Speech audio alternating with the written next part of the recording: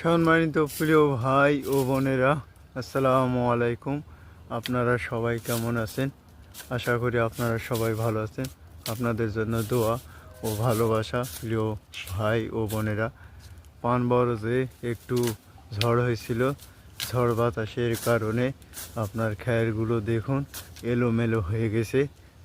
তাই আমি এই তো নড়ি নিয়ে এরকম একটা নড়ি নিয়ে পানবরজের যে খ্যারগুলো এলে দুলে ফেলেছে সেই রকম করে এরকম করে আপনার ঠিক করে দিতে হয়। দেখুন, এটা লড়িলে আপনার খ্যারগুলো সম্পূর্ণভাবে ছেড়ে দিতে হয়। আপনারা দেখুন কীরকম করে খ্যারগুলো ছেড়ে দিতে হয় প্রিয় ভাই ও বোনেরা।